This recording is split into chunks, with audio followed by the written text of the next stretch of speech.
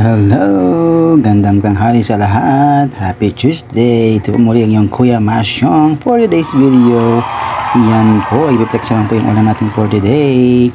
Pork caldereta. Yes, yam yam yam. Kanya malaking soy. Tara, mga tanan na namin tapagkin. Ayan, marakal na naman napangan kanini. Marami na naman po tayo makakain yan. Ayan, kanya na talaga kin.